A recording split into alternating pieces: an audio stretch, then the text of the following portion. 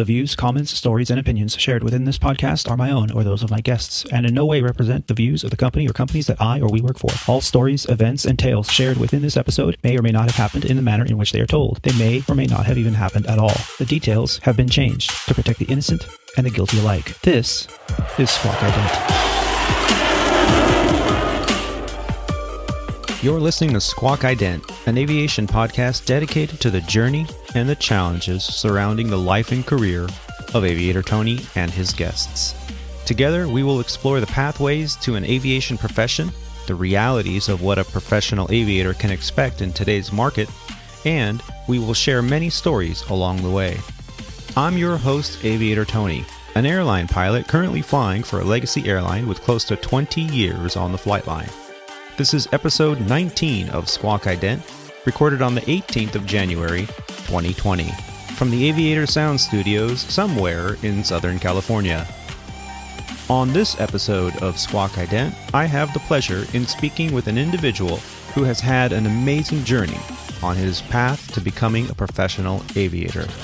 He is a former U.S. military F-111 and F-16 mechanic, a general aviation flight instructor, a Part 121 check airman, a racquetball champion, and currently a Boeing 737 first officer at a U.S. legacy airline. We discuss the pathways that led him through his career progression and share some stories from the flight line. So sit back, relax, and enjoy the show, right after a brief word from our sponsors.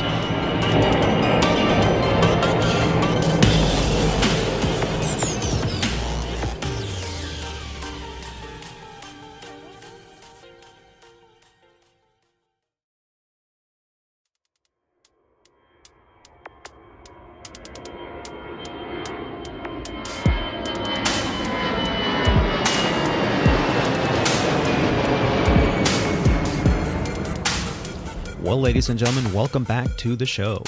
Well, I'm very excited today to be able to bring to you some audio from an interview I conducted with a very dear friend of mine and an individual that has had an amazing journey on his progression to becoming a professional aviator. Without further ado, here is the interview.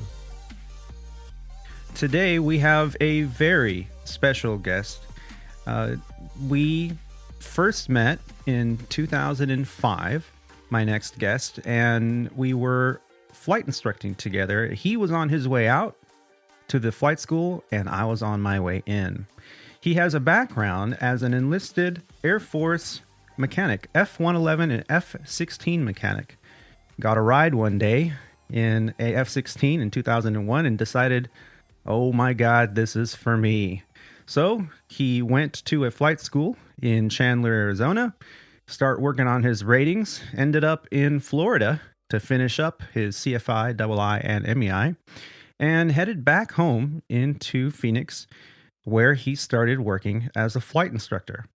Soon after, his journey took him to an airline, which I've in the past referred to as the regional airline. And unlike the legacy carrier that we work for together, I have never really named that regional airline. And today I think we're going to adopt a new fictitious name for the regional that we both have in common, which is going to be Sandpiper Regional. So ladies and gentlemen, that is a fictitious airline that we do use to cover up the fact that we don't represent either company in any way. So in order to protect us from that kind of thing, we're going to call it Sandpiper Regional. And he flew there on first the Embraer 145, then the Embraer 175, where he soon became a check airman. And then he got the call to head on over to the legacy carrier that we both fly for currently at Legacy Airlines. Please help me welcome to the show here on Squawk Ident for the first time, Mr. Rob DeJesus. Wow. Sound like a rock star. But Well, you are a rock star, sir. How you doing, Rob? How's it been? I'm doing well. Thanks. Thanks for having me on the show. I've been looking forward to this, and I love your podcast, and I'm looking forward to sharing my experiences with you as well as your listeners. So this should be fun. And I'm very, very excited to have you. We've talked a little bit or sent messages to each other about, how we've been doing over the years. And, we met at a very, I think, pretty exciting time in any aviator's career, which is kind of on the onset.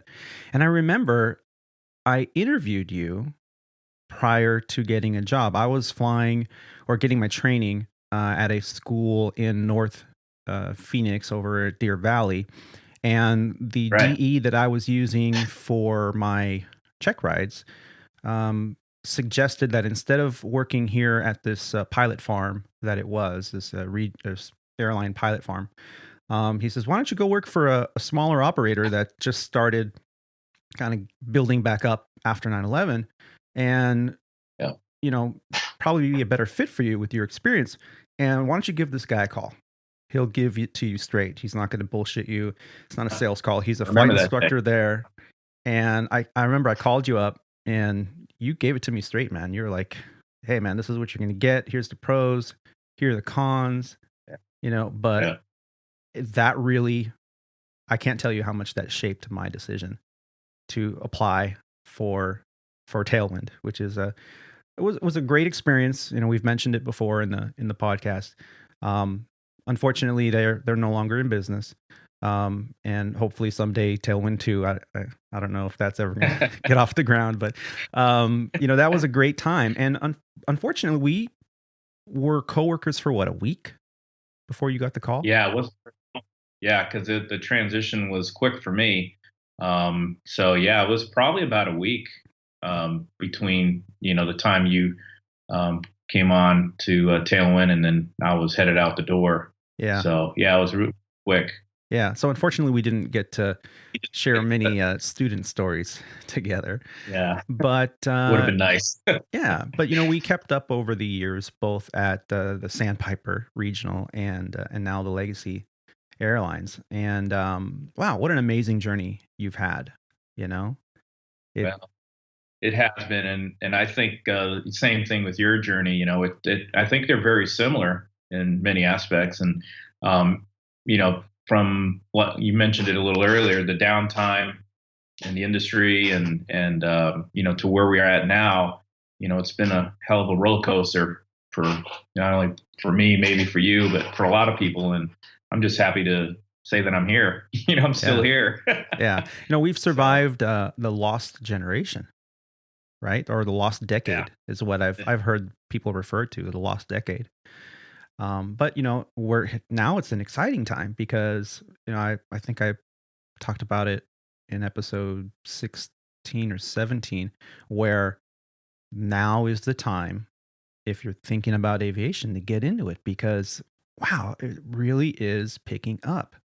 This pace really in flight instructing and getting hired quickly and really progressing. I remember when I was hired, I think it was the same when you got there. Wasn't it a 14-year upgrade when we first got hired over at Sandpiper? I remember when I got hired in 2005, August of 2005, the most junior upgrade at Sandpiper Regional was I believe it was a 12-year upgrade, and it was into the Saab or the ATR. And I can't remember which one it was, but 12 years.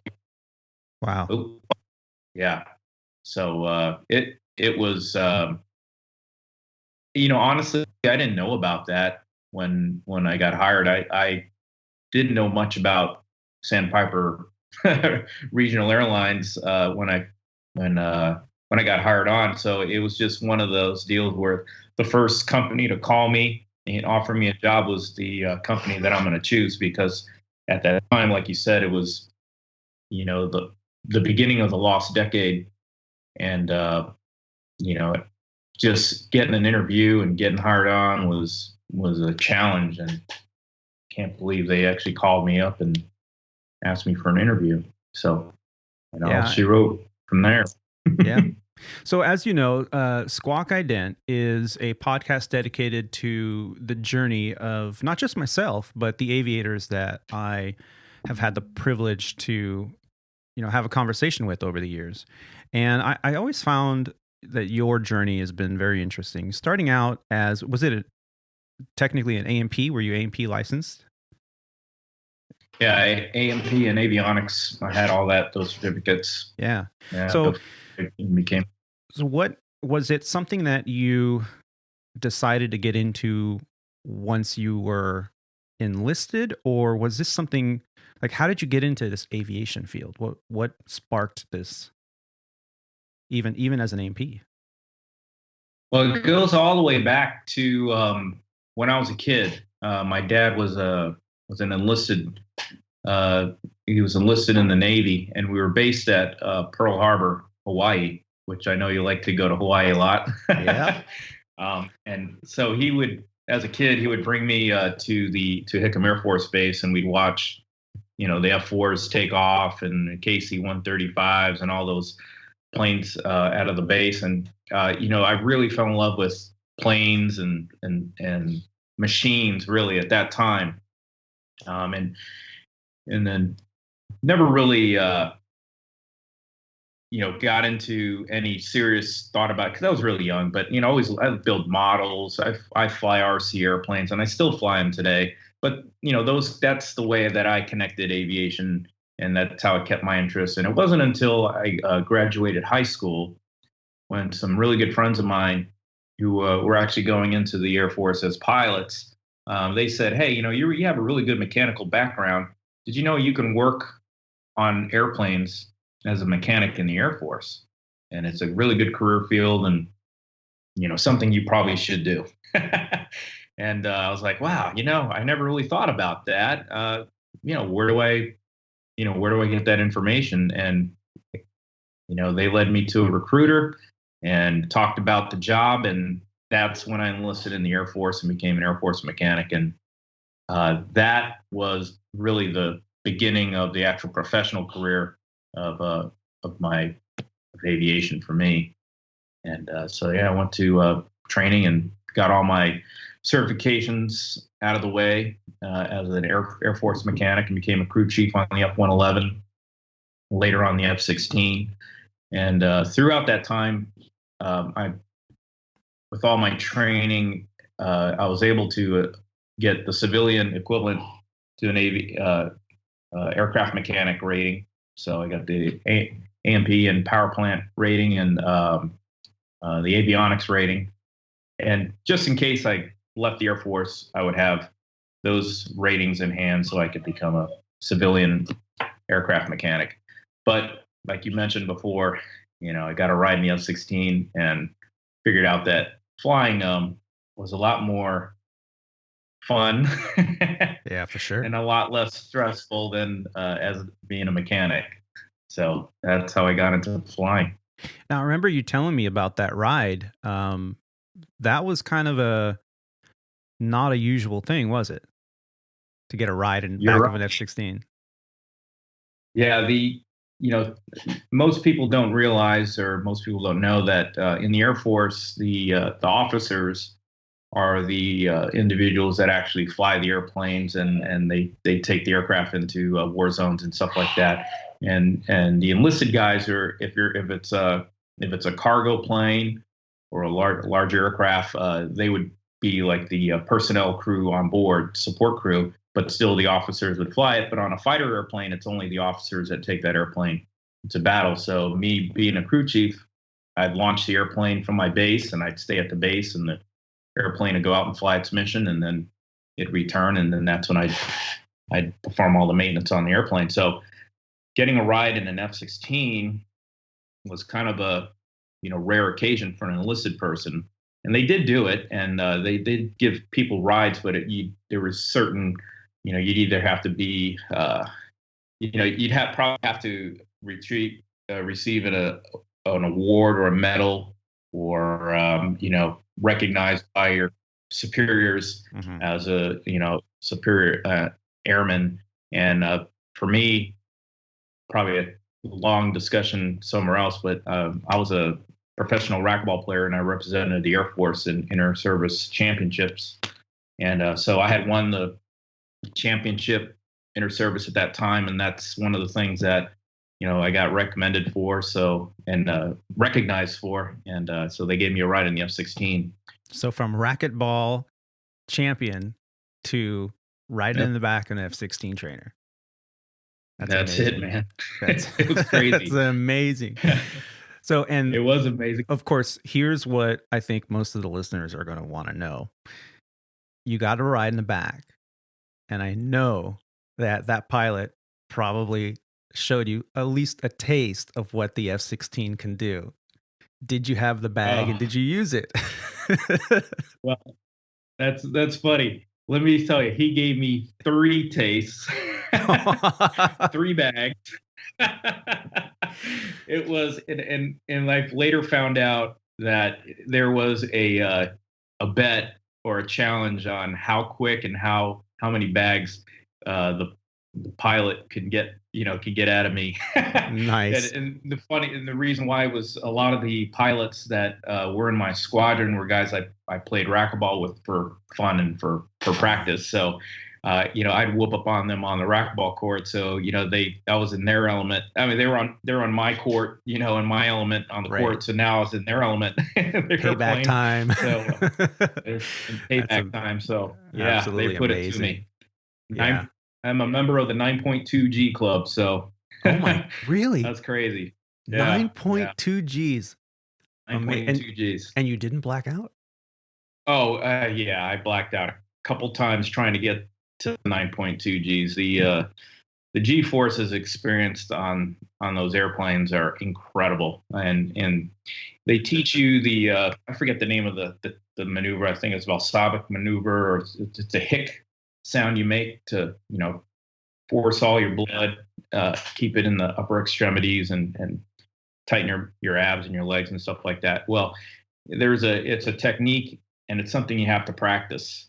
And when they load up the airplane, the onset of the G forces, you really have to time it just right, because those G forces can come skyrocket extremely quick. Sure. And if you don't hit it just right, you may not get that keep the blood up so yeah, you get the tunnel vision really quick, and then everything goes black, and it's not fun. No, and I've experienced tunnel vision during flight training. Nothing in a jet powered fighter or anything, but yeah, it is not fun. And for those of you that are listening that are going through flight training or thinking about it, part of the training that at least every flight instructor has to go through is they have to experience spin training, and they have to then be able to teach it once they have candidates that are up to the point where it's not just a demonstration as it would be with a private pilot license, but now with the instrument rating or a flight instructor rating, I believe you have to actually demonstrate and teach. So I remember being in a 152, an acrobatic 152 over the northwest side of Phoenix near Luke Air Force Base there in the training center or training area. And I can remember, I did fine. I don't get sea legs or seasick at all. I don't get motion sickness or car sickness. I'm a roller coaster kind of guy. And I can remember during that training, there was I forget what they call it. The death spiral is the not so common term, but yeah, I can remember it. I could see that tunnel vision happening where it's just kind of closing in on you, this darkness, blurriness coming in. And I never blacked out, because obviously how many G's can that thing pull? Maybe 2, 2.5, 3. I don't know. But I can only imagine 9 G's. Wow. It's amazing. Yeah. And it's a testament to all the military pilots out there, and the rigors of their training that they have to go through. It really gives you a sense of appreciation, as I'm sure you can attest to.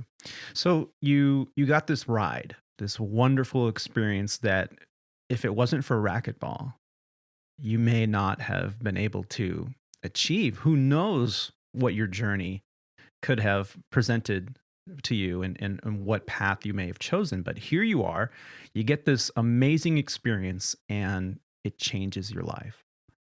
And how did you go from, hey, I just got to ride in an F-16 to I'm going to be an airline pilot or a pilot?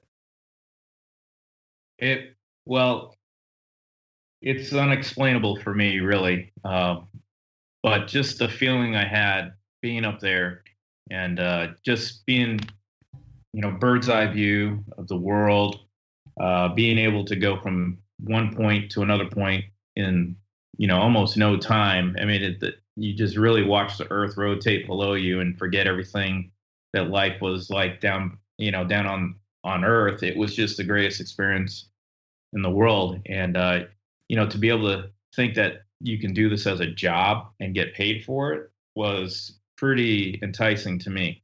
Yeah, I bet. So that was at that moment the right place, the right time, and that's what made me decide to become a pilot. Now, was this experience towards the tail end of your military experience, or so it was Well, towards the yeah, end? it was actually the time frame. I was actually in a kind of a non-standard enlistment phase. Normally, it's a long story, but normally you enlist for about 4 years in the Air Force. Well, because I made the transition to the F-16, I was forced to extend my enlistment to 6 years. And September of, I'm sorry, I forget the actual date, but September, 2001 was the actual 6th year of my enlistment. So I was looking at either re-enlisting or totally separating from the military and, pursuing whatever I wanted to do outside of the military. And so when this ride came up, and I chose to pursue flight training as a career, that's what I did. So I separated from active duty, and I actually went into the guard because I actually needed more money for flight training. So For sure. the guard had a GI Bill. I had an active duty GI Bill, and the Air National Guard had a guard GI Bill. So I put those two together to help supplement some of the training costs. So Okay, and you did your training. You mentioned earlier the beginning of it over at Chandler Airport in Arizona. How did that experience right. happen? Did you just walk in and say, "Here's my money," or what do you remember about that? Pretty much. Well, I actually knew a flight instructor there from all things racquetball, and so I called him up, and that's where he was teaching at. So he invited me over, and we did the introductory flight, and as soon as we got down from that flight, I bought my logbook, got my Cessna pilot course, and I started training. And from then on out, it was almost a daily thing for me because I wanted to do it.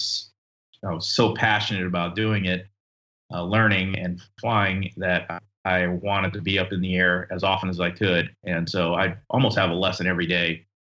So I come home, hit the books, Yeah, if that's the way you can do it, I think total immersion.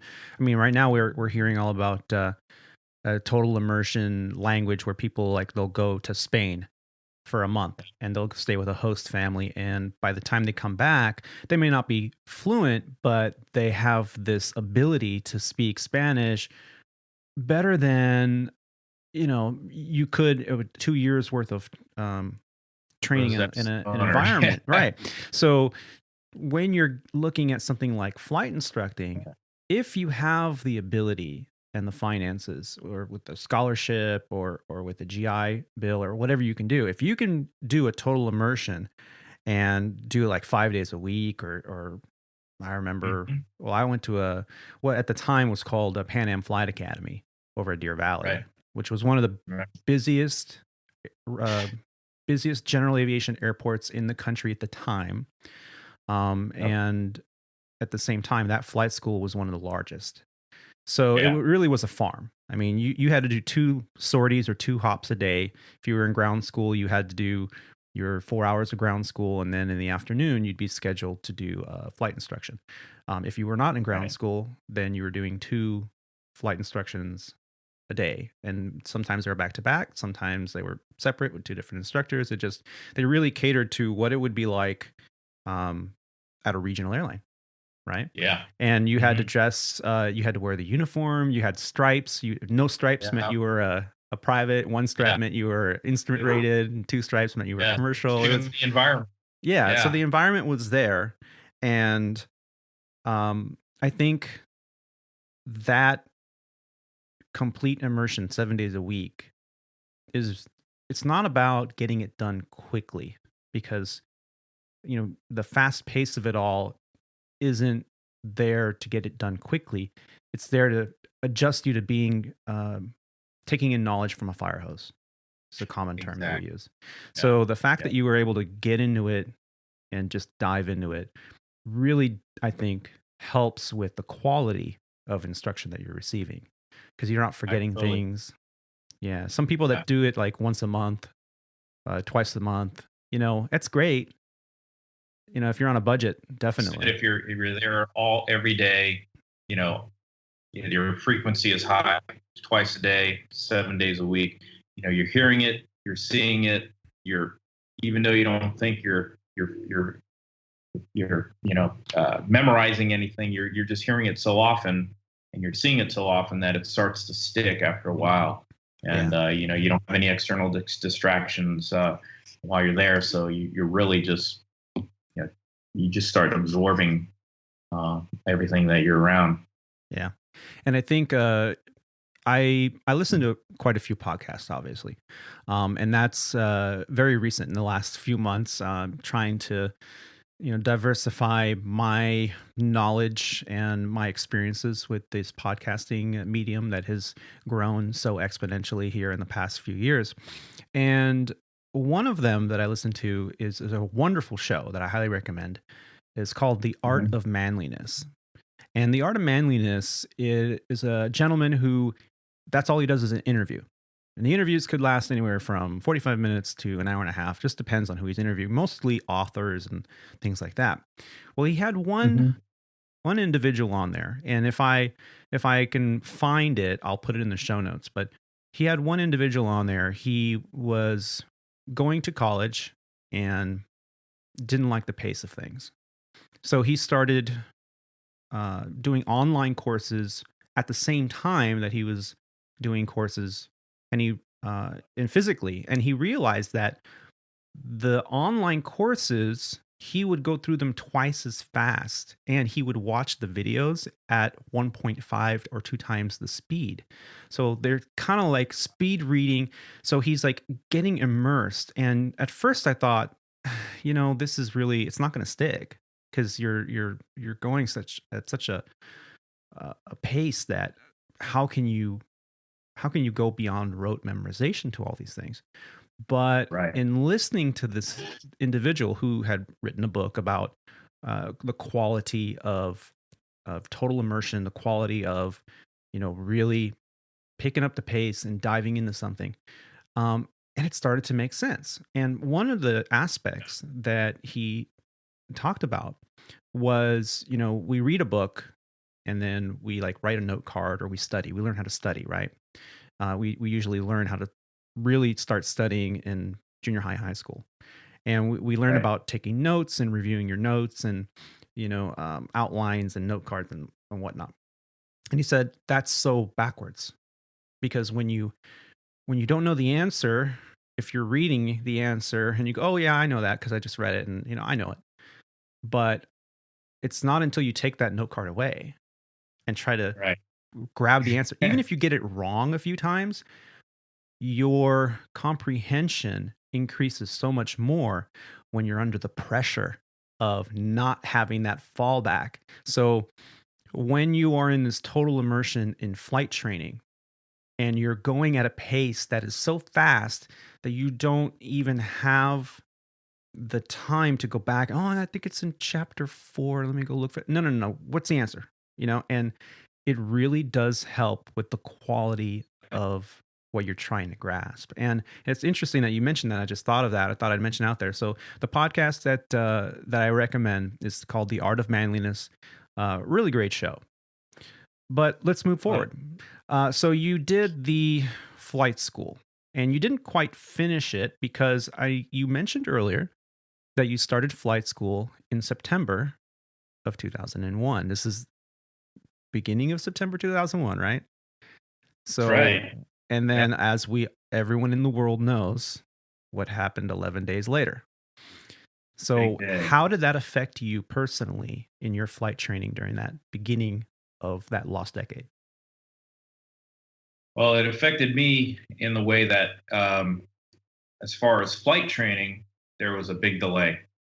The FAA had grounded all the airplanes, closed down air traffic control system, as we know, and I forget how long that lasted. I'm pretty sure it was longer than 2 weeks, but we couldn't flight train at all. The only planes that were allowed to fly were the military airplanes, and then soon after that, I think they started letting the airliners fly and all that stuff.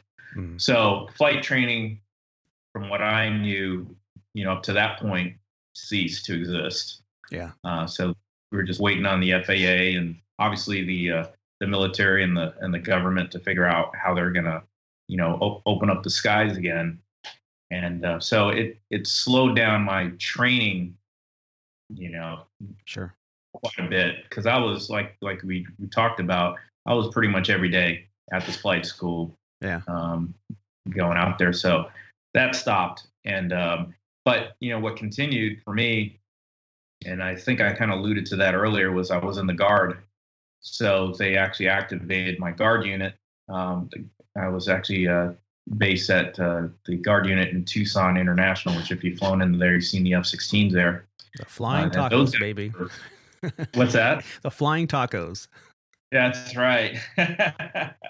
So the F-16 unit there was tasked with basically flying over the cities in the area and maintaining support of the airspace over the cities while the no-fly zone.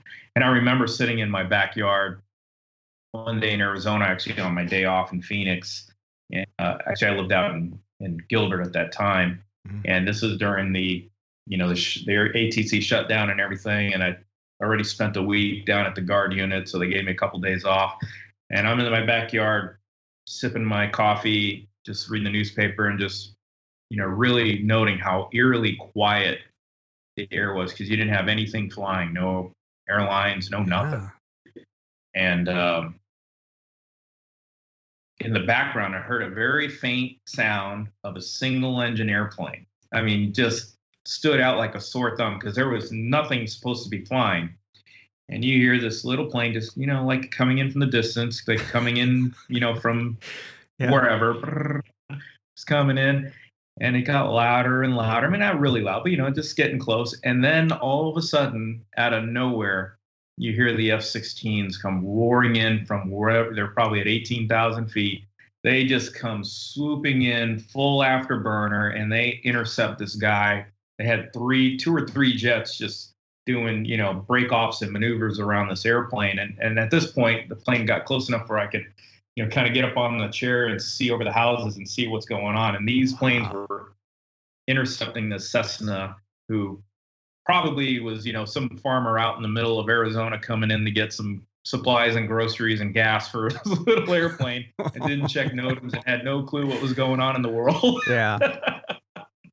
Wow. So anyway, that was he's lucky that he happened, didn't get shot down. I know. Exactly. So they obviously didn't think he was a threat, but man, that was quite exciting. The dogs were barking and the car alarms are going off because of the noise, and it was really loud. Yeah. Man, if I was that guy, I think I'd probably soiled myself seeing all that military aircraft around me. But man, what a great story. And so after this period that you had where you were in the Guard there in Tucson, how long before you got back into training full time? It was close to, and I don't recall exactly, but it was about a month after September 11th happened. So sometime in October, we were able to get back in the air. That's not long. And start. Not at all. Yeah. So it was like a month of delay. So yeah, we were able to get back in the air and resume.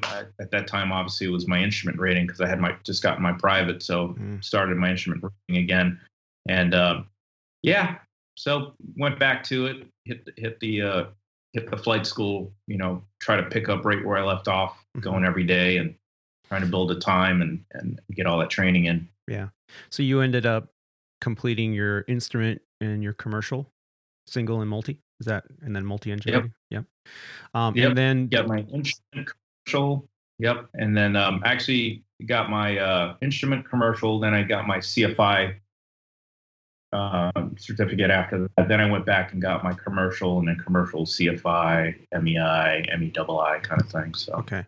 And was that always in the Phoenix area, or did you go somewhere I did else? spend a little time at a flight school in Florida, in the Sanford area. At the time, it was called the Delta Connection Academy. Formerly, before that, it was known as ComAir. And at that time, they had a kind of like a fast track program to the airlines, actually to ComAir.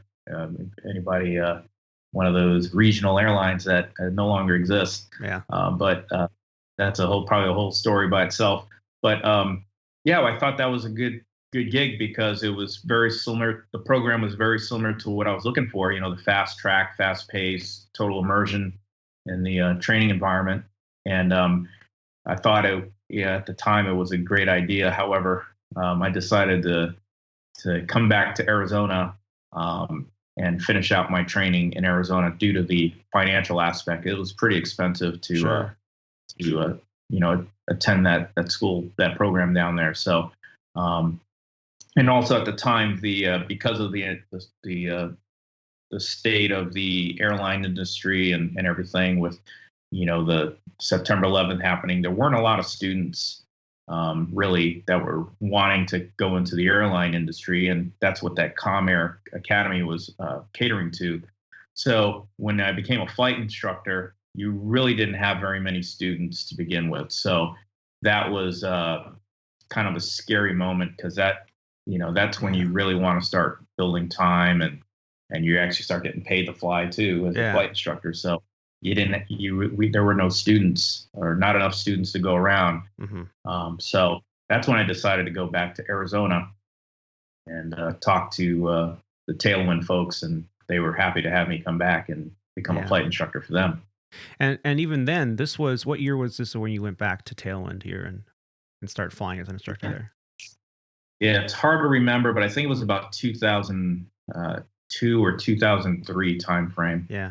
So you had finally got all ratings. Right. And you had kind of a slow progression. I remember you telling me that, as an instructor, you spent more time cleaning up the flight school and sweeping and, making sure the airplanes were stocked and everything than you were up in the air with the student because it just was that time. And you guys got to play some pranks on either the control tower or the owners of the company. And is there anything that really stood out that you look back and go, man, that was funny? Well, we talked about it earlier. Probably the only thing that I really did, I have a hard time with when I'm in an airplane and not being professional. So yeah. That's okay. We don't have to talk about that. Keep it straightforward. You know what I mean? But we talking with the controllers. One day we're coming back into the airport. It's a controlled airport, Class D airspace and Class Delta. And so obviously you have to check in with the controllers and get permission to come into the airspace. And so they said, all right, report, right downwind for runway 22 right. And I'm like, all right, we're over Sunny's now, and we're ready to enter the pattern. And they were like, oh, Sunny's, the strip joint. The strip club. Picking out landmarks that a controller would recognize is very important. So right on. Good job. So that was our shared checkpoint. It wasn't official, but it wasn't on any chart, VFR chart or any aviation chart, but it's on Google Maps or TomTom. And so we all knew where it was, and that worked for them and it worked for us. And we just kind of got a good chuckle because we reported over Sunny's every time, and we Yeah. knew exactly what kind of establishment that was. Right. And the main controller, that was a contracted tower, if I remember correctly. And the main controller there that worked the day shift, former Marine who, on the radio would always say a little something. And if he knew you were a former military yourself, he'd razz like the Navy guys and the Air Force guys or the Army guys, and always have something to say. I remember that. Yeah.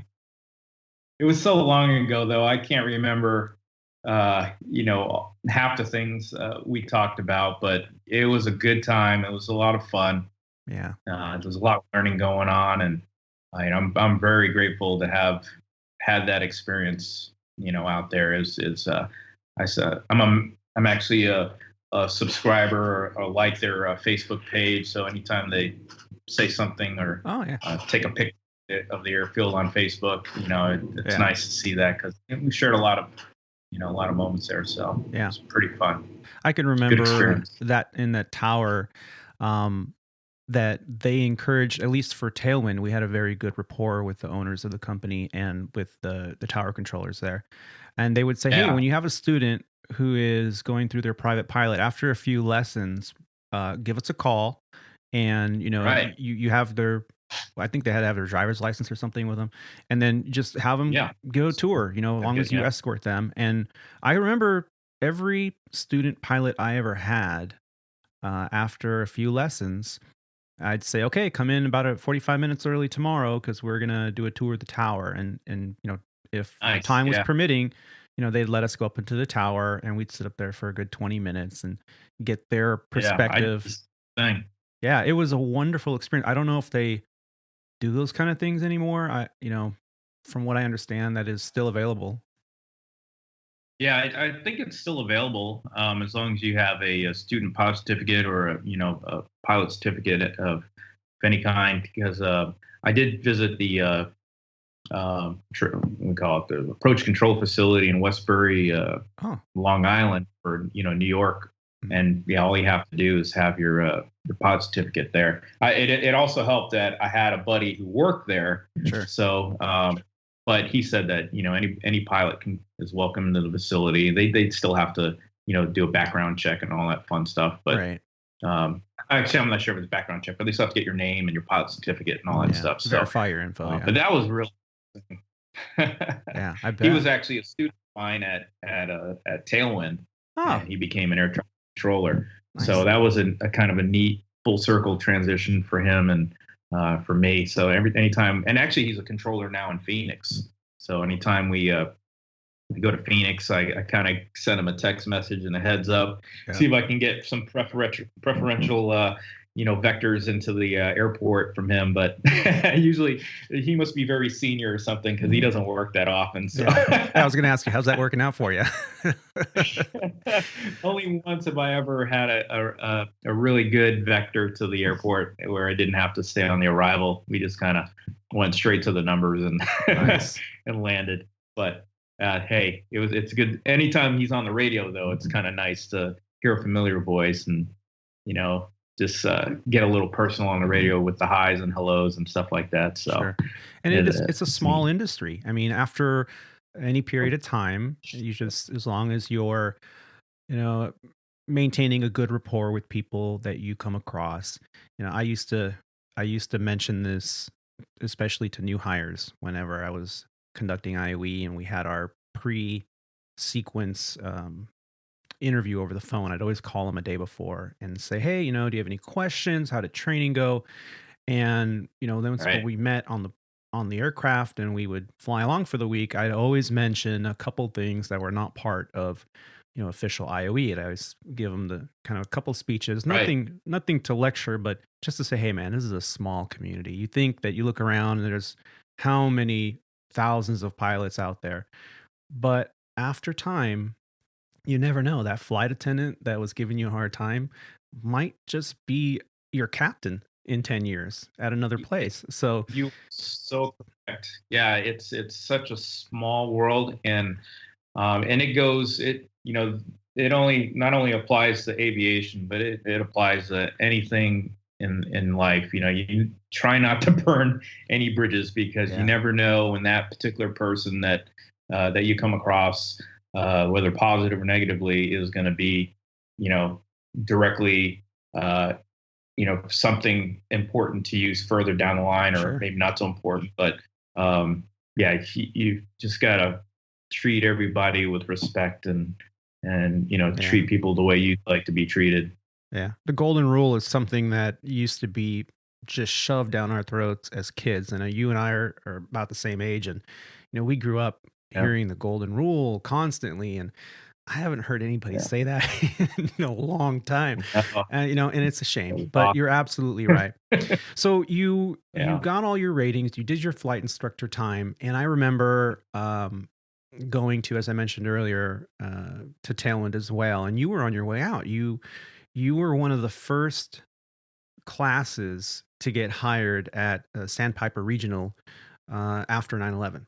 And you got on, and unfortunately, you and Mark, I remember Mark, who was also your same kind of seniority at the flight center and then at Sandpiper.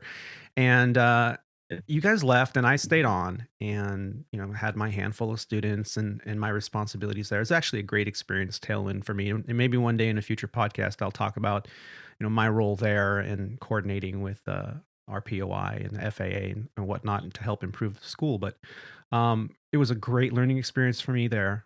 Had a wonderful time. Had some amazing students, a few of which I still communicate with today. Yeah, and me too. Talk about small world. Yeah.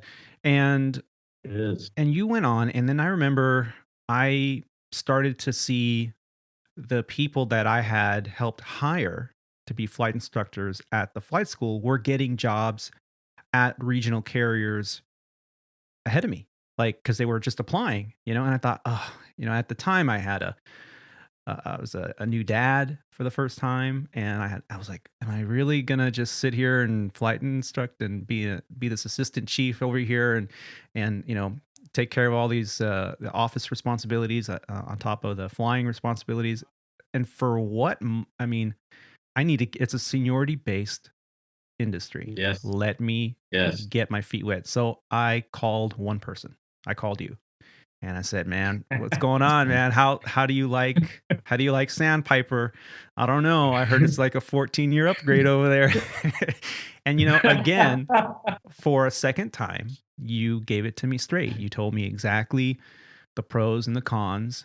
And I think, where were you? I think you were based in 2006. Were you based in Chicago, or was it New York? Dallas. You were Dallas. That's right, Dallas. Yeah. So the commute wasn't too bad for you, but you gave me some pointers on commuting and picking bases, and so I applied. And as I mentioned, I think in an earlier podcast, towards the beginning of the show's creation, applied on a Friday, interviewed on a Monday, and was hired on Tuesday. Yeah. So it all happened pretty quick. So there we were, coworkers. Exactly what happened for me. Yeah, I remember, and this is quite remarkable, because talking with other fellow pilots, fellow employees that got hired on with the airline, their hiring process wasn't typical to, or at least wasn't as similar to mine and yours probably. When I applied, I remember prior to putting in my application that I needed to get, I don't know, it was like 1.5 or 2 hours of multi-time just to bring my totals up to the requirement for being requirement for the airline for Sandpiper regionals. And I remember just saying, you know what, I'm just going to go out, rent this airplane. I don't care how much money it's going to cost me just to get that, hour and a half. I'm just going to do it by myself, because this is going to get me at least eligible for a position at the airline. So I went out Sunday night, and I remember landing at like 9:00 at night, and I finally officially had those totals, and I had my application already online, filled out, ready to go. So in the flight school, I logged in and I hit enter and send. And so that resume went out into cyberspace Sunday night. Yeah. Well, when I checked back in on Monday morning, I had a lesson. I remember it was like 7 o'clock in the morning. So I got there about a half hour early to open up, make the coffee for the teas and all that stuff. Yeah, yeah. And I checked my email, and I had received a reply email from Sandpiper Regional saying, "Hey, we got your resume, and we'd like you to give us a call as soon as you can to set up an interview." This was Monday morning, so I was like, "Wow, that's crazy!" And so I was really excited. And just about the same time that I was reading this email, one of the T's walked into the building, and for those of you know that don't know, uh, we nicknamed the owners of the Tailwind the T's because they're both their names began with Tom, so we just call them T1 and T2. That's right. So I can't remember who walked in, but one of the T's walked in, and they sensed my excitement from the email that I just received, and they like, well, hey, why don't you just give them a call right away and see when they want you to come in. I was like, okay, I'll give them a call. So right then and there, I called up Sandpiper Regional, and they said, hey, when can you come out for an interview? And I was like, well, when can you guys get me there? They're like, well, how about tomorrow? Yeah. Okay, sounds great. Okay, we'll send you a electronic ticket. Here's your confirmation number. We'll see you tomorrow. I'm like, okay, sounds good. And they said, plan on being here for a couple days for the interview. Outstanding. Flew out there Tuesday, did the interview Wednesday. They had the medical on Thursday. Yeah. And for all you folks here, Tony and I talk about seniority means everything. Well, even during the interview on Thursday, I was the oldest person in that room at the time. And the recruiter came in and they said, hey, Rob, you're going to learn about seniority very quick. And today's your first lesson. You're the oldest person in this room. And there is one seat available in the training class on Monday. And since you're the senior person in this room, you have the option whether you want to take it or not. Yeah. And I thought about, and I was like, wow, that's really fast. If I can get that, class date Monday, sure, I'll take it. Wow. I mean, I really didn't have to think about it, right? Yeah. So they were like, okay, well, we'll confirm with you on Friday, which is the following day. And so finished up the Thursday interview, flew home Thursday night. Friday morning, again, showed up at the flight school, got a phone call, and they're like, hey, that class is yours. I mean, that seat is yours officially, so we'll see you on Monday. They're like, yep. I was like, yes, sounds great. Wow. So you had to go home and pack and get ready to go pretty quick. I had to not only pack, I had to clean out my desk at Tailwind and, try to make sure I did a good Passover for guys like you and everybody else that was, going to be taking over my students. And wow, yeah, it happened really quick. Yeah, I was shocked. Yeah, and the lesson there is, if you're given an opportunity, by all means, the answer is always absolutely yes, because you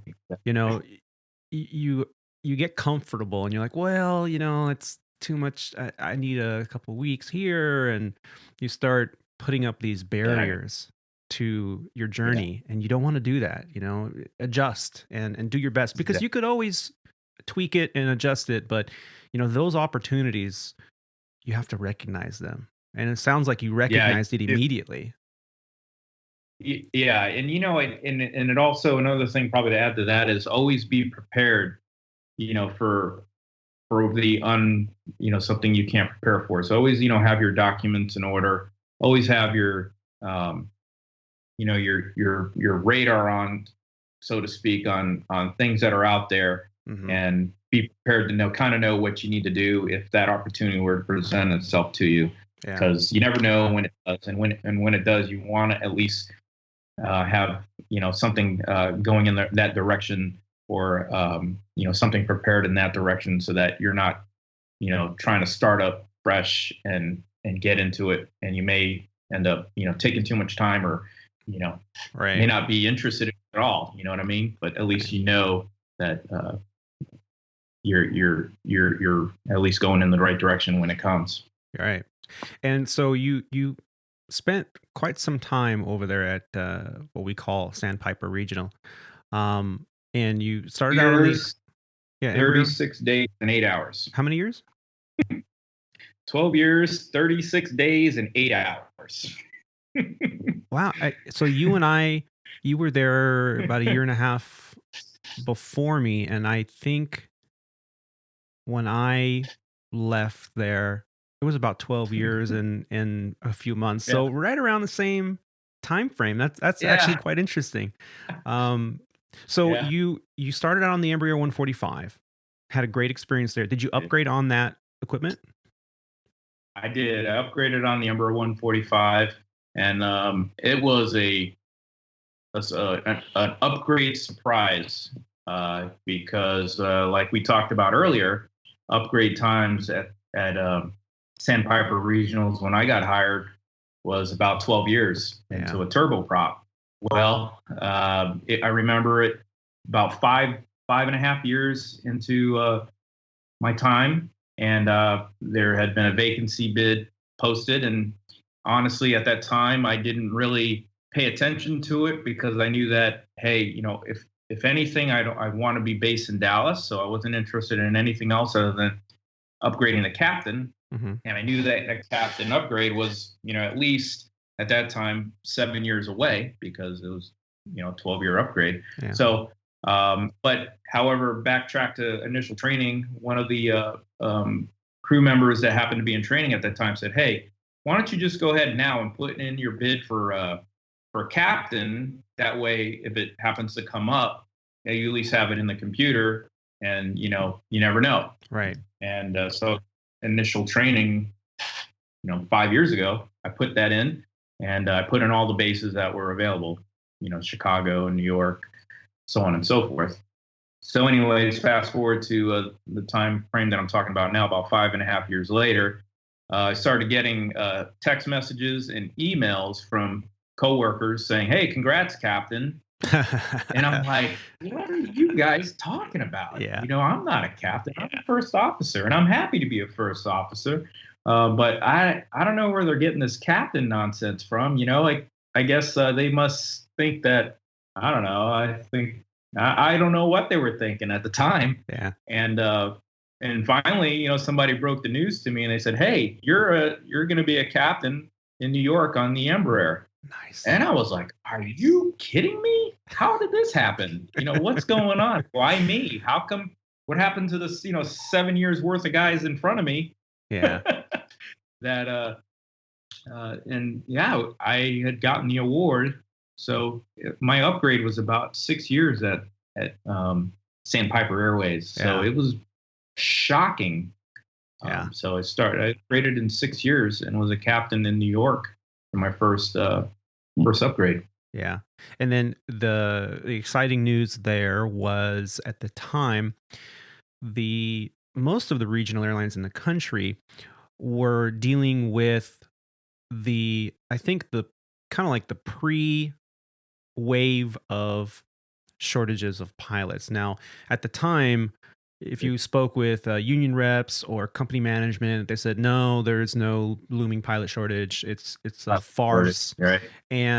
But we were seeing otherwise, because we saw how many people were now upgrading and moving on to major airlines that were growing and becoming new players on the marketplace, like Spirit and Frontier and even JetBlue, and Virgin America at the time. So these companies, they started out hiring only I'd say the top brass of the regional carriers, check airmen, super senior captains. And what was happening is they'd go there, they'd get their type rating and whatever, larger equipment, whether it be Airbus or 73 or whatever this major airline was flying. And then as the progression of recalls was happening at mainline carriers at the time, these guys were getting recalled because they had some kind of flow number or recall number. And so these smaller economy airlines were training people, and after 3 or 4 years, they would leave. So their HR departments got smart and said, you know what? Let's hire senior FOs that don't have a type rating yet, because this is pre-FAR 117. And they said, this way, they're kind of stuck here until they upgrade. And now our training expenses are going to go further. And so what was happening is now we started seeing senior FOs and junior captains at regional airlines getting hired on at major airlines, not legacy airlines. And so we saw this progression going from, like you mentioned, 14-year upgrades, 12-year upgrades to now 5 and 6-year upgrades, which is what I upgraded in 5.5 years. So we started seeing this and we were like, oh, pilot shortage. And at the same time, the economy was having issues. Flight schools were closing. The ones that survived were surviving on foreign contracts. So, we saw a spike in this very cyclical, industry that we're in. And the great thing about that was the regionals realized, well, we have less pilots available to us. We need to have bigger airplanes in order to transport larger numbers of passengers with fewer pilots, which went against most scope clauses. Now, for those of my listeners that don't understand what a scope clause is, most legacy or major airlines that partner with regional carriers get the passengers from the smaller locations, more rural airports into the main hubs so that they can make connections and then fly off to their destination, and then possibly even a hub and spoke kind of scheduling, which is what we don't realize that the airlines are contracted by the major by the legacy carriers too, so they're I guess we call them also fee for departure airlines. But so you think it says, for example, United Express on the aircraft, that's not a United airline that's running it. It's a contracted out regional or fee for departure. So the United is paying them per departure. And what was happening was, all this progression was happening, but the scope clauses, for example, if United has, I'm not sure what they have over there, but if they have a scope clause that says, regional airlines can fly, but they can only fly 50 passengers at a time, and they can't do any hub to hub. And, there's so many little things in the scope clause. But what happens in bankruptcy is all the contracts get blown away. They get negated by the bankruptcy court. And that opens up the floodgates to contract out, to get around scope. And that's just what was happening during the time. And we started ordering Embraer 175s, which how many does that hold? 70. What was the configuration at 76 people with first class? You could now bring on carry-on luggage. You didn't have to valet check them, which was a big bonus for our passengers. Yeah. So what year did you go on to the 175? Let's see. That was, I have to think back. I think it was 2014 when I went to the 175. I can't remember. I was like the second class, so I wasn't the initial cadre, but I was one of maybe the second, maybe the third class of 175 folks. I mean, we literally only had 4 airplanes on the line when I got when I transitioned over to the 175 group. Yeah. So, but that's such a, I still say it today, even flying around in my 737. That Embraer 175 is such a nice airplane. Yeah. For not only for the pilots, for the passengers too. The overhead bins. It's quiet. It had Wi-Fi. It was a great airplane. Yeah. Well, one of the most modern regional models to date. Right now, until the CRJ, what was it? The CRJ 1000, which was that scrapped? I don't know. CRJ 1000. I think Canadair and Mitsubishi Airbus were ready to finish on that C220 one, the C220 airplane that is now you see flying around with Delta. So those were kind of the planes that were in that time frame running for contracts and purchases and stuff like that. Yeah. So. Yeah. So that's how the Embraer 175 came to play. And you were very fortunate to get on there very early on. I remember you telling me about how the airplane, how nice it was, and how much more avionics it has than in the Embraer 145. To give it its due justice, it's a wonderful glass cockpit aircraft.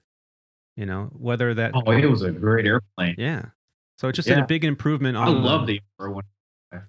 Yeah. Yeah, that was a great plane to learn from. and it was very reliable. You know, it would, you could zoom right up to altitude, fully loaded, and you know, it flew very well. I mean, you can land that thing in that 30-knot crosswind with no problem. Yeah.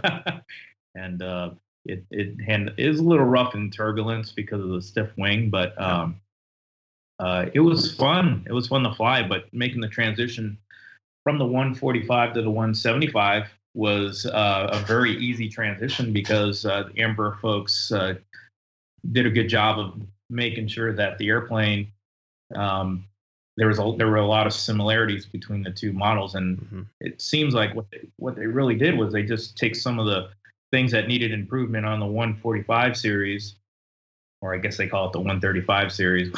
Sure. But they took some of the things that needed improvement on, and they fixed them in the 175, and then added a few more upgrades to the cockpit there. Yeah. And so when you sit in the pilot seats, it felt like a 145. You know, and all the buttons were in familiar places. Everything you needed was in familiar places. And so it was a very easy transition. The systems were very similar. So it was easy to learn from. Obviously, there was a lot of differences also, and those were easy to learn once you go through the class and everything. But wow, it was a great airplane. Yeah. It really was. And you were on that aircraft for, was it 3 or 4 years? No, it was only about 2 years. Oh, 2 years before you got the call? Yeah, 2.5 years. Because I remember, I remember I had just finished another recurrent training cycle, and then I got the call to go to Legacy Airlines. There you go. Yeah, so very cool. So, and you had, you and I actually did something.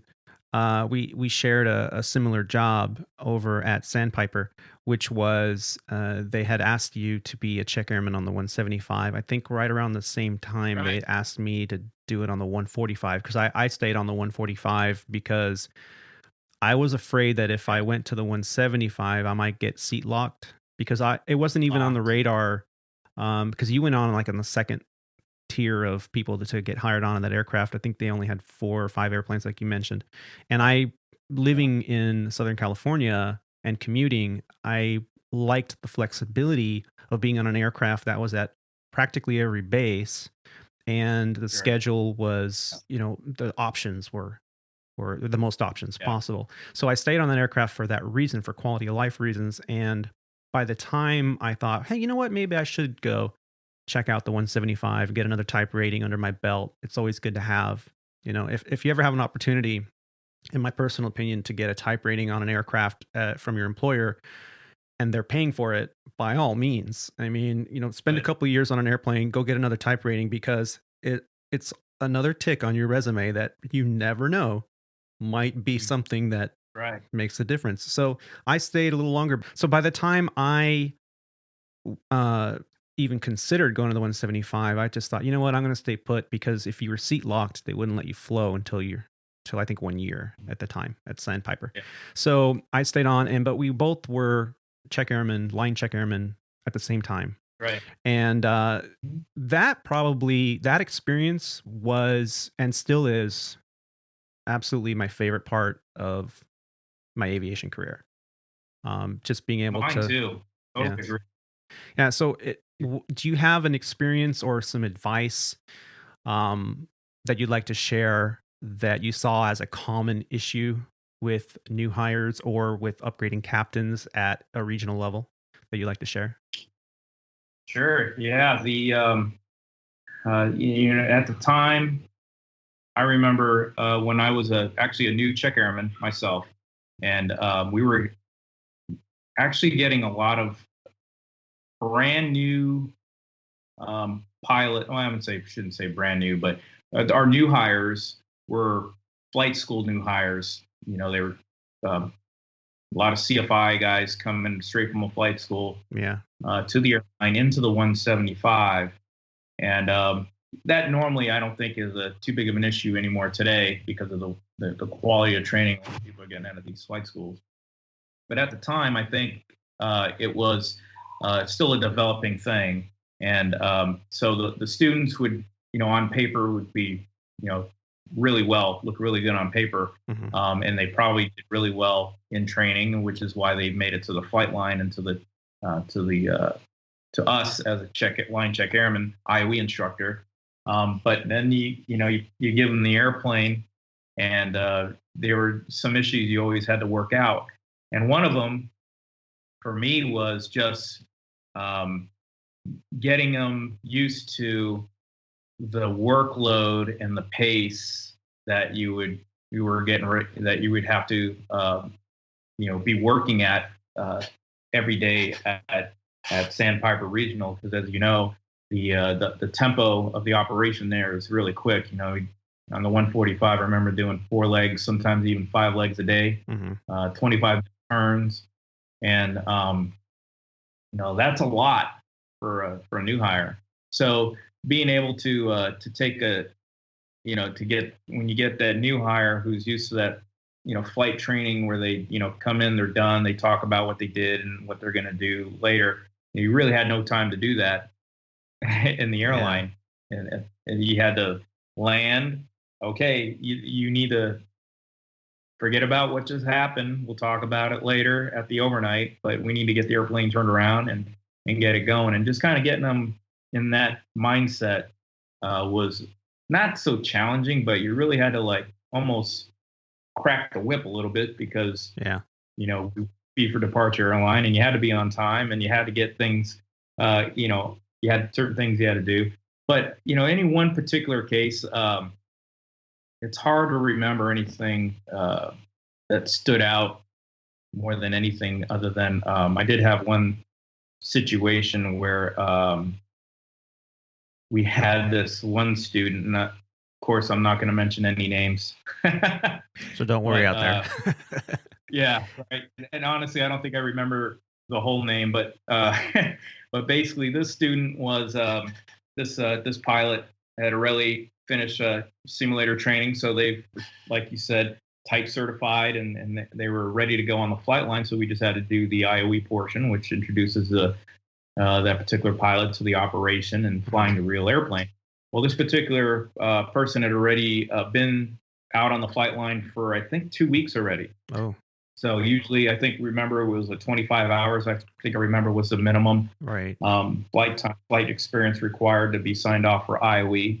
And this person had already been close to 40, and which is, it can happen. But when I received the documentation handed down to me, passed over from the previous check airman, and you read the notes that that things that that particular student was having problems with flying the real airplane, it was a long list of stuff. Yeah. So I'm like, wow, well, geez, let's see if we can, take care of some of this on our trip. Sure. And so this particular situation, we were actually going into Monterrey, Mexico. And if you're not familiar with Monterrey, Mexico, the airport's arrival procedure starts off with a DME arc, and it transitions to ILS to the one runway that they have available to us in Monterey. And with the automation on the 175, it's a no-brainer. You just program the machine to do what you want it to do, to fly the procedure, and you basically, just like we do every day, just sit back, relax, and just manage the airplane and the systems and configure the aircraft as you descend and slow down and configure for the approach into the airport. And the airplane is auto tuning on the radios and the ILS and glide slow, everything. Mm-hmm. So there's really nothing to do other than just slow the airplane down with the speed knob and put out the gear and extend the flaps and land. Yeah. Well, this person chose to hand fly it, which is fine. We encourage that. Sure. That's how you get to learn how to fly the airplane. And they flew the DME arc well, and through a little bit of coaching, was able to slow down the airplane and get it configured for the approach. Well, as we established ourselves on a final approach, descending on the glide slope and tracking the localizer was a challenge for this person. I mean, the instrumentation, and it was a severe clear day also, so you can see the runway. Yeah. I mean, you can see almost California from where we're at in the approach course. But we've all been there, where you back up the approach with instrument landing system guidance, and so we had the instrumentation presenting us with the information on the flight director, what we needed to do as far as pointing the airplane in where we needed to go to land the airplane on the runway vertically and laterally. And the speed was already set, and we have auto throttle, so that's taken care of electronically. Mm-hmm. And this person was having a really hard time tracking the localizer and following the glide slope down to the runway, to the point where we were almost full-scale deflection on the glide slope being too high, and almost full-scale deflection on the localizer in VFR conditions. Wow. And I'm thinking, I'm like, hey, you look at your instruments. They're telling you need to descend, and you told me you turned off the autopilot back there, and it makes all kinds of noises when the autopilot goes off. So I know you knew that the autopilot was off because you turned it off. Why aren't you flying the airplane down to the runway? I mean, you got to point the nose at the ground at some point, Yeah. And all this is happening in close to the airport. And it finally got to the point where I knew that we weren't going to make the landing. And you'll go through this as an instructor at some point. Sometimes you have to let the student make a mistake, and not obviously the mistake where you're going to kill people and break things, but to the point where they have to learn from their mistakes. And unfortunately, this particular event had to happen on the flight line with passengers in the back. And the mistake was basically that they were, not stable for the approach, or were not in a position to make a normal descent to landing and land within the landing zone. So I gave a command, hey, we're no longer able to make the landing from here. We need to execute a go around. So whenever you're ready, let's go ahead and go around. Either I could call it, you can call it, and we'll follow procedure and execute a go around. Mm-hmm. Well, the plane, we're already messed up at this point as far as, getting down to the runway. And I looked over at this person, and you can tell they were visibly upset with themselves at that point flying the airplane, because they weren't doing what they wanted to do. They didn't get the airplane where they wanted to at the time. So just looking at their demeanor, you could tell they were visibly upset with themselves. So they were like, okay, yes, I agree. Let's go around. So they're like, okay, go around. And we start executing the go-around procedure, which is a normal procedure. We practice that all the time in simulators. And as a student and a flight instructor, you do that hundreds of thousands of times in your airplane. Mm-hmm. Well, this new airplane, which is new to her, or oops, I messed that up, new to this person. The individual, sure, yeah. Right? So this was the first actual go-around in the real airplane. Well, we have two buttons in the, actually, let me make sure I'm speaking right, because I have so many type ratings I need to remember in this airplane. There's two buttons on the thrust levers. Mm-hmm. One is a go-around button, TOGA we call it, take off, go around. Mm-hmm. And then the other button on the thrust levers, which is in a completely different location, is the auto throttle button to turn off the auto throttle in case you want to manually manage the thrust lever. Well, this person on the go-around, instead of selecting the TOGA buttons or the go-around buttons, accidentally or inadvertently selected the auto throttle buttons. Oh my God. Disconnected the auto throttles on a go-around. So here's what's happening all at the same time. We got a frustrated pilot on the right side, not happy with the situation that they're in. Yeah. Electing to do the go around, so they're selecting the go. Think they're selecting the go around function on the throttle system, and at the same time knowing that we need to now transition from an approach attitude of the airplane, which is normally a descent rate, to a somewhat of a nose high climb rate, was raising the nose up with the auto throttle disconnected, with the power at a low power setting, because they were already high. And they're trying, the auto throttle system is trying to throttle back so that we can nose down here. So the thrusts were almost at idle.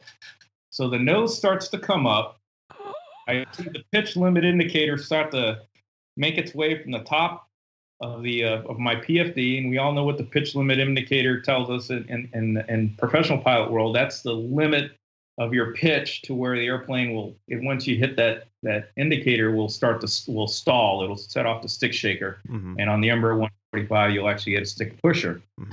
Now, the Embraer 175 just had a stick shaker. We don't have the pushers were the actual pilots. Oh, really? I didn't know that. So, yeah, there's a pusher. It's all fly-by-wire too. So I think there was some kind of electronic backup inside of there. So I'm not 100% on that anymore because I haven't flown it in a while. But try not to lose you on the story here. So the plane was really slow and in a low energy state, and we're low to the ground. And I've got 78 passengers in the back, and this person is not filling the in. And as an IOE instructor, as a line check airman, these are the situations that you always need to be prepared for. Yeah. And you need to be ready to assume control. And the challenging thing about that is, like, I remember you talking about in earlier situations where, as a check airman, you actually get trained basically to fly the airplane by yourself for this particular situation, because at some point that person may not be a benefit to you, and you're going to have to do it all by yourself because they're training. Even though they're certified, they're still in training. So this was one of those situations. Yeah. So I immediately assumed control of the airplane, and I firewalled those thrust levers. And thank God we have good FADEX on that engine, and they spooled up just like they're supposed to, symmetrically, and went right to go around thrust. And we got the airplane climbing up and regained airspeed and went through the go around procedure and in our clean up procedure with the gear and the flaps as we were supposed to, and executed the go around and followed the instrument procedure out to the hold, and just like you would do in any textbook. And wow, that was a long story, but basically that one right there was a wowzer. Yeah. That was like, holy mackerel. Yeah. This can be challenging. And coincidentally, and this may be a topic for something else, we had during the same sequence, we actually had declare an emergency 4 days later at the end of our sequence going into Chicago. And I had this person beside me, and that was quite an experience on that one too. Legitimate emergency happened where it was a malfunction of some kind, or how did that go briefly? Right. Well, so we can go over it real quick. It basically, the airplane is a completely fly-by-wire airplane. So for those of you who don't know what that means, is the airplane is controlled by computers. The flight controls are controlled by computers. The engines are controlled by computers. The landing gear system is controlled by computers. The steering is controlled, and the braking. So everything is controlled by a computer. So basically, what this particular situation we had was when we were landing in Chicago, we extended our landing gear, and immediately we got an ICAS message, which is the system that alerts the pilots to, problems with the airplane or certain configuration with the airplane. So we got a message on our ICAS telling us that there was a problem with the brake computer. And the problem, as it was displayed to me, read that our left brake and our right brakes were not operative. And so I was like, wow, this is kind of serious. If we don't have brakes, it's going to be really, really tough to stop this airplane. Just for clarity, that means the outboard brakes, not the inboard brakes, correct? Or not the entire left side and entire right side? Well, see, that was the confusion there. It didn't delineate whether it was an outboard or an inboard system. It just said the left brake. Oh, wow. And the right brake, right? Yeah. So, so here's, again, we had to do a go around. This individual was flying the airplane, and guess what? The go around was flawless. It was textbook. Obviously, the training we had performed earlier in the week finally registered with this person, and that go around was as picture perfect as you can get it. So checked that box off of that person. It was great. Went around with Chicago. They sent us out to a holding pattern over Lake Michigan, and we proceeded to go through our emergency procedure, QRC procedure, to troubleshoot this particular situation. So as I was going through the procedure, reading it through step by step as we do in training and real life, I'm realizing that the procedure is exactly the same procedure as if you had no brakes. So there was actually a left brake and op, right brake and op procedure, and then there was a brake fail procedure, which is a totally different procedure. And they were on the same page, and so I was able to quickly compare each step back and forth and realize that this procedure is the exact same procedure as the brake fail procedure. So they're assuming that you're not going to have any brakes. And as you read on and towards the end, it says, hey, anticipate using maximum thrust, use maximum flaps, use the longest runway into the wind, all the stuff you should do as a, to give yourself the best chance to stop. And of course, last but not least, anticipate using the emergency or parking brake system to slow the airplane down, because that should be available to you for this particular event. So as I was reading through the procedure, I hear my student over here, the breathing starts to increase. Oh no. Look over there. And I'm like, are you okay? They're like, we're not going to have any brakes, are we? I'm like, well, we're not quite sure. And we do have brakes. We have this parking brake, and I've used it before, and it works just fine. But, we're not going to have the normal braking that we have with our brake pedals, because it's saying that it may not be available for us. So we'll just use the parking brake. And that whole scenario for that person really, and that goes probably another topic for discussion, but that's the human factor, in a person. You never know how somebody's going to react. Right. And and they also talk about, the Sully landing in the Hudson thing and everything. The human factor sets in immediately, and you don't know how you're going to react, but everybody reacts differently. And for this person, when the realization set in for them that we may not have brakes, normal braking, and of course she's I said it again, this person's brand new to the airplane, so they're probably unsure how this plane will handle on when we touch down without any brakes. And I was confident that would be okay to stop, because I knew I had the parking brake. Sure. And that probably would elevate anybody's heart rate at that time. But you at some point you need to come back down from your initial excitement, and you still got to fly the airplane and get it on the ground, which we had all the gas in the world to putt around in the holding pattern there. We think we had like 3 or 4 hours worth of holding gas and everything, because we had an alternate. And so I said, hey, when you calm down, when you're ready, we'll go ahead and head back to the airport. We're really in no rush to get it down. So when we can all lower our settle our nerves a little bit, let's just do this. Let's just do this like a professional aviator. And we talked, and I try to use my calm voice.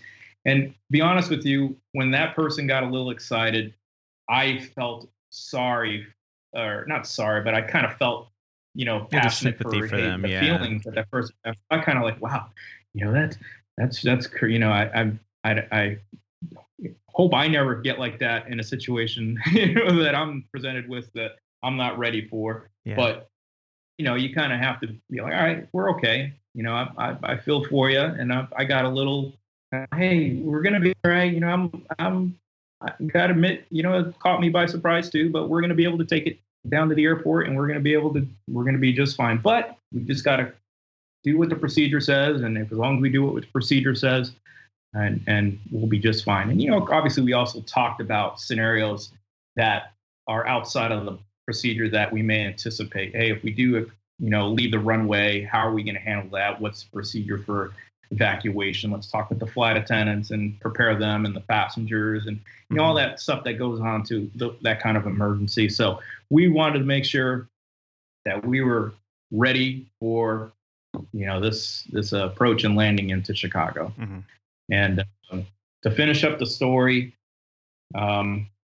I assumed the aircraft controlled the aircraft at that time for the approach and landing, because this is one of those scenarios like you talked about earlier where, hey, this is the captain's authority. If anything's going to happen, it's going to happen when I'm controlling the airplane and everything. And so we declared the emergency, requested the longest runway back into Chicago, and we made our approach, touchdown in Chicago. And I immediately tested the brakes. Of course, I went into maximum reverse immediately, like you're supposed to. But I tested the brakes with the normal braking system with the pedals, which are, most people, if you're not familiar with airplanes, the brakes are on the pedals, the toe pedals, and the top of the pedals. So I applied the brakes, and the plane started decelerating, which was great relief to obviously me and my co-pilot. But I knew that we had enough brake energy to bring the airplane to a complete stop on the runway and have plenty of runway left for us. So everything went perfectly as far as that, as perfectly as could be with that particular situation that we were dealt with. Mm-hmm. So we elected the taxi clear the runway. And of course, I didn't mention it, but we declared the emergency, and the fire trucks were ready, aircraft rescue firefighting team from Chicago, which, like you said, they respond, probably within 30 seconds in a minute, they're ready to go. Yeah. So they're out there waiting for us, and they checked in with us on the radio, and they said, "Hey, what do you guys want us to do? Are you guys okay?" And I said, "Well, everything's normal here, other than, can you do a thermal check of our brakes and see if there's anything wrong with it?" And on the Embraer, there's brake temperatures for all your brakes. Sure. And when I looked down at my brake temperatures, the two outboard brakes, so the left outboard and the right outboard main, mm-hmm. temperatures in middle to the top of the amber as far as temperature. So we're hot. And the two inner ones were cold as ice. Obviously, the brake computer, which controls the left and right brake, the inner brake, had failed. Yeah. So there we go. That was a long, probably 5-minute dissertation of my experience with an IOE student from a question you asked about 10 minutes ago. No, that actually, I was thinking how wonderful the transition from the beginning of the story, and where you're talking about the struggles and some of the things that you've seen as a check airman in a training environment with a new hire that maybe came from a pilot farm that never flew a jet before, is not used to the fast pace, and you get in there and it's like that fire hose mentality of knowledge that you're supposed to be able to just not even think about it. You're supposed to be able to just do it, at least the memory item kind of things and the procedures and the call outs, and how overwhelming it can be, especially as a new hire on IOE in this environment, and how that negative experience led to something in the same trip. And I feel bad for students when you have these kind of emergencies or these scenarios where the environment is beyond your control, and you got to keep reiterating by example how calm you need to be, how you got to keep aviate, navigate, communicate. You got to aviate always first. Someone has to be aviating. Okay. And to have you, I'm glad that you dove into that second story, because as I'm listening to it, I'm thinking, wow, talk about redemption from the previous story, how they executed a beautiful go around, to this day, and I will continue to do it until the day I retire and maybe beyond. There's not a mistake that I used to tell people, there's not a mistake you can do that I haven't done at least once myself. And that's how you learn. Exactly. Oh, man, brother. That's how you learn. You make the mistake and you tell yourself, well, if you're really passionate about what you're doing, you say, I'm never going to do that again. And what do I need to do to prepare myself so that in the event this happens to me again, am I going to be ready within the mindset of what I need to do? And it sounds like this individual that you had under your wing there for their third session of IOE, their third sequence of IOE, they had all these issues in training, which is normal. It happens, but here you are now. And she totally the individual redeemed themselves with this go around. And how frustrating and how scary it can be for someone who's new to the aircraft, to the industry, to the airplane. And now you're like, what do you mean we don't have any brakes. Are you kidding me? I mean, this is like air disasters 101, right? And the fact that you remain calm, the fact that you not only did that, but you were able to kind of show that compassionate side of who you are as a person and say, look, let's just hold for longer. That is just a testament to your character. And I just absolutely applaud you for that. That is just amazing story. Thank you for sharing that. It was my pleasure. It was an experience for me too. And as you aviators, up and coming aviators will learn a lot of things you learn are from your experiences. And even as a flight instructor or as a check airman or any capacity of teaching, a lot of times, or most of the times, I would say you learn more there than you do anywhere else, because you're not only teaching it, but you're learning from the mistakes. Sorry about the dog in the background. We got the UPS guy probably delivering a Amazon package. There you go. No worries, no worries. But like you said, you learn so much from your experiences, and it never stopped. You never stop learning, even as a flight instructor, even as a check airman.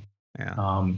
And, now that we're at the Legacy Airlines, I mean, we're still learning, and it's always going to be that way. Yeah. And you're human. You're going to make mistakes, and hopefully you can just, like you said, learn from your mistakes, and hopefully not make them again, and then move on from there and be a better professional aviator. Yeah, for sure.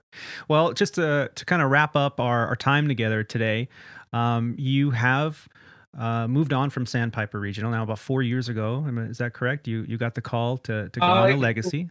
I moved over to Legacy Airlines September of 17. So I'm in my second year, so third year pay. September 17, so it's at almost 2 years and a couple months now. Yeah. And positive experience, would you say? It's been a great experience. And honestly, it was made better because we were with Sandpiper Regionals. The transition was just so seamless.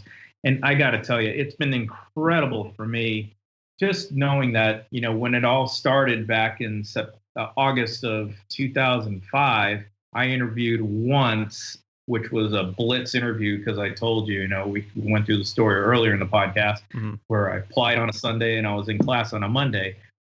I interviewed once with Sandpiper Airways and did the flow through, and now I'm here at Legacy Airlines. So I've never experienced more than one real interview.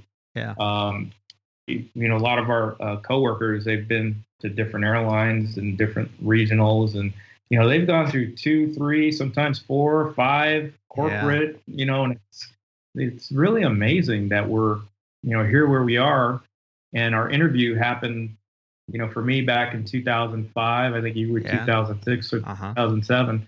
So it's amazing. I mean, really is, and it is.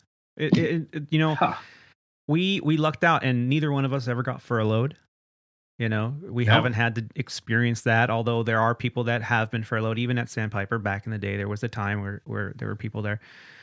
And absolutely, this journey has been amazing. Now, I wouldn't say easy or simple, but it's just been kind of like no major hiccups, Exactly. And listening to our coworkers and friends over the years, and some of them that have just struggled, and for whatever reason, by no decision or choice of their own, they find themselves in a difficult position to constantly be interviewing and constantly be application hunting, and so it's been a ride. No. And I can't speak for everybody. I can't speak for everybody, but I know for me, like you said, it's a roller coaster industry. It's cyclical. We've had upturns, downturns, furloughs, and everything like that. And from my short experience, I have a distinct capability of always looking at things through a good view. I'm always like, hey, no matter how bad it is here, it's worse where I was before. Right. You know what I mean? And I don't think it's always greener on the other side of the fence. The grass isn't always greener on the other side because it's only greener where you water it. Absolutely, so I'm brother. always watering my grass, and I want to make sure that because I'm here, I'm going to have the best experience. So I tried to, shelter, not listen to all the nonsense, shelter myself from all that nonsense. I wouldn't go into the crew rooms half the times because I know that I would be exposed to some of the, the downside of the industry, and that's where everybody talks about it. Yeah. So I stay out of the crew rooms unless I actually had to, and but I try to make it the most positive experience for me, and then also for my coworkers. When they show up onto the airplane, I'm like, hey, we're gonna have a good trip. We're gonna find a place to go out and get an IPA, and we're gonna forget about the nastiness and the craziness of this industry, and we're just gonna be, because you're on the road 4 days a week, sometimes 5 days, 6 days. You got to have a little bit of a social life while you're at work, and we're just gonna talk like people and have fun and share stories, and that's what it's all about. Absolutely, it absolutely is. I'm glad you mentioned it. A lot of the terminology and the sayings that you have are sayings that I've been also reiterating over the years. The grass is greener where you water it, and life is short. We gotta actually get along with each other, take care of each other, and enjoy ourselves. The day this becomes a job, I'm gonna find something else to do. Because this really is it is a passion. I don't people ask me, where do you work? I'm like, well, I really don't work. Yeah. Like, what? I really I have a hobby, I have a passion, I have a career. I really don't work. I mean, I work at home. I work in the yard. Parent, pilot on the weekends. Exactly. Yeah, it's great if you have a significant other that can help support your hobby. That does help. Exactly.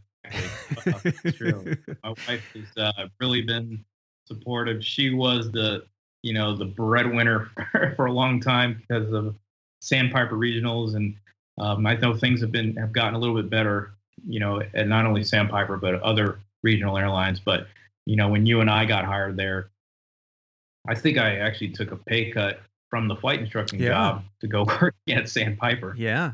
So it was tough, with like you said, with the new family started, and and hey, you live out in California, so man, I don't know how I did way it. more pricier out there than it is here in Texas. Yeah.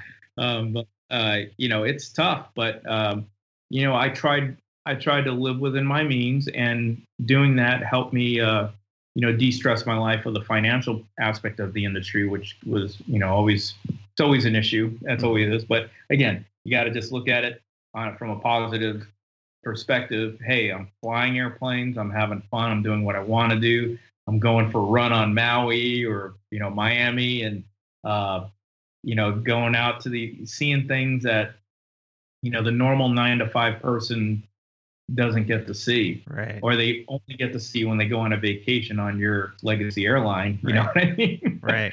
So you get to see it. And the office views are pretty good from my office. I'm sure you can say the same thing. Incredible. Oh, it is incredible. Even on those stormy days where you have those big Texas thunderstorms or, snowstorms, when you're up in the air and you're looking at it from that, perspective, it is beautiful. I mean, it is so amazing. Obviously we're not going to fly in it, but, from a distance, you're up there, you don't get to see that when you're on the ground. And it truly is amazing. And at the end of your career, if you didn't enjoy those experiences, you're just not, you have to have these experiences and make them positive, so that when you retire, you want to be able to look back and you're like, man, what a great career it was, and what a great life it was, great people, and it's just I just want it to be that way, so that's what I'm trying to make it. Well, so far I think you've been very successful in that regard. Well, Rob, I just want to thank you for taking the time to sit down with me today. It's been an absolute pleasure to have you on the show. And maybe we can do it again. We didn't really get to the Legacy Airline trip so far. I know it's only been a few years, but there's a lot of questions out there. Again. Yeah. So again, thanks for spending the time. with this very grateful aviator to come on to Squawk Ident. I appreciate your support from the beginning of when I started this show till now. Yeah. Thank you so Thank much. you. Well, Rob, any last advice to our listeners coming from a well-experienced individual like yourself? Well, honestly, if there's any advice, from me is that anything could happen if you put your mind to it, and if you're already in the industry, like you always say, keep the dirty side down. I like to say also keep the pointy end forward, shiny side up. There you go. Just enjoy the ride, because there's nothing else that I know that I would rather be doing other than flying airplanes. So if this is something that you're thinking about doing, or if you're already doing it, you're always going to encounter some resistance and some friction, some drag, like we say as pilots. Yeah. You just need to keep your sights set on the goals and move forward. Put one foot in front of the other, and onwards and upwards. That's the only way to go. Absolutely. Well, sir, thank you so much. This has been a wonderful opportunity, and I look forward to our next encounter. Yes, sir. Thank you. Thanks for having me. Well, ladies and gentlemen, there you go. That just about wraps up episode 19. I had a wonderful time, and I just want to say a big thank you to Rob for spending the time with me. And a wonderful interview. It was my first time doing a Skype interview through the mixing board and into the digital audio recorder. So it was an interesting experience to do that. There's many ways to do interviews via the internet for podcasts, and that was just one of the ways that I can bring to you these wonderful content with individuals that share a passion for aviation. I encourage you to visit our website at www.aviatortony.com. That's Alpha Victor, the number 8, Romeo Tango Oscar November Yankee.com. From there, you can listen to the show if you don't already have a podcast player. Listen here link. You can check out the unique episode cover art that I produce for each independent show, and that's under the photo gallery tab. You can also get your favorite Squawk Ident gear from the pilot shop on the website. From the home tab all the way at the bottom, you can contribute to the show by becoming a producer and giving us some feedback, and let us know how we're doing. If there's a topic you'd like to learn about or have me discuss, I'd love to get your feedback on that as well. Spotify listeners can also sponsor, give audio feedback, and share this episode with other episodes of Squawk Ident. If you follow on social medias, then Facebook, Instagram, and Twitter, you can search Squawk Ident Podcast or Aviator Tony and Squawk Ident. You can direct message me as well from those platforms. So just want to take this opportunity and say thank you so much for taking the time to listen to this grateful aviator. Keep the dirty side down, be safe, and take care of each other.